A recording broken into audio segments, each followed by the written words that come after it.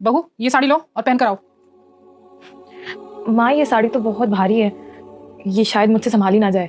मैं कोई दूसरी साड़ी पहन लूं? भारी तो होगी ना, इसमें जरी का काम है। ऐसी साड़ी तो तुमने देखी भी नहीं होगी। तुम्हारे बाप के घर में खाने को मिल जाए ना ढंग से, वही बड़ी बात है। इतनी महंगी साड़ी तो तुम लोग सपने में भी नहीं खरीद सकते। पहनना तो बड़ी दूर की बात है। जल्दी से तैयार होके आ जाओ, हम लोग तुम्हारे बाहर गाड़ी में इंतजार कर रहे हैं।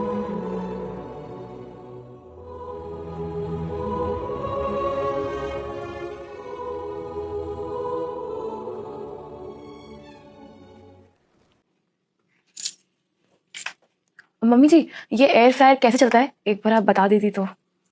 विद्या तुम्हें एयर फ्रायर भी चलाना नहीं आता? हाँ, वो हमारे घर में एयर फ्रायर नहीं था तो कभी यूज ही नहीं किया। मुझसे कहीं कोई गलत बटन ना दब जाए, एक बार आप बता दीजिएगा, फिर मैं सीख जाऊंगी। ठीक है, मैं तुम्हें सिखा देती हूँ, लेकिन आजकल तुम लोग को भी पता ही चलता कैसे है। और इसमें तुम्हारा क्या दोष, तुमने कौन सा अपने बाप के घर में ये सब देखा है? वहां तो तुमने मिट्टी के चूल्हे ही देखे होंगे। तुम लोगों की इतनी हैसियत ही कहाँ है, इसलिए तुम किसी रिश्तेदार को तुम्हारी यहाँ शादी में भी नहीं लेकर गए। तुम्हारा घर परिवार देखकर हमारे तो खानदान की इज्जत ही मिट्टी में मिल जाती। तुमने अपने बाप के घर में इतना ऐशोआराम देखा भी नहीं होगा ना जो तुम्हें यहाँ मिल रहा है। सही कहा मम्मी जी आपने, मैंने अपने बाबा के घर में सच में ये सब नहीं देखा। मैंने अपने बाबा के घर में सच में ऐसा भेदभाव नहीं देखा जो मेरे साथ इस घर में हो रहा है। मुझे आए हुए अभी एक हफ्ता भी नहीं हुआ और आप हर बार हर चीज़ पर मेरी इंसल्ट कर रही हैं। मेरे बाबा के घर में कभी भी किसी का अपमान नहीं हुआ।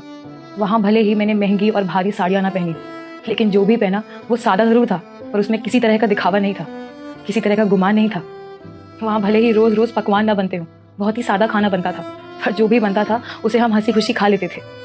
वो सिंपल सा खाना भी मुझे आपके यहाँ के 56 भोग से ज़्यादा अच्छा लगता था, क्योंकि वो खाना मुझे इज्जत और अपनेपन से मिलता था। मैंने चाहे ये महंगी महंगी चीज़ें नहीं देखी थी, लेकिन बाबा के घर अपनापन और संस्कार ज़रूर देखा था।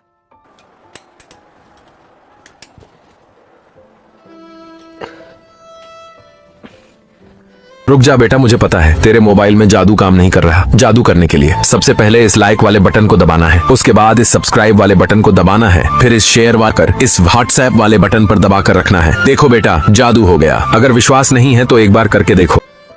माँ विद्या बिल्कुल ठीक कह रही है। आप उसके मायके की आर्थिक हालत की तुलना खुद से कर रही हैं, तो फिर मेरे शारीरिक हालत की तुलना क्यों नहीं करती हैं? इसके माँ बाप ने इसे इतने अच्छे संस्कार दिए कि मेरे अपाहिज होने के बाद भी इसने मुझे अपना लिया। माँ, हमारे पास सब कुछ है भगवान का दिया हुआ, लेकिन आप ही बताइए, इतने पैसे होने के बाद भी क्या आपको मेरे लिए कोई रिश्ता मिला? वो तो सिर्फ विद्या ही थी जिसने मेरी इस कमी के होने के बाद भी मुझे अपना लिया। प्लीज आप ऐसा मत बोलिए, एक्सीडेंट तो किसी के साथ भी हो सकता है, और वैसे भी मैंने आपसे शादी आपके अच्छे व्यवहार को देखकर की है, पैसे या किसी दिखावे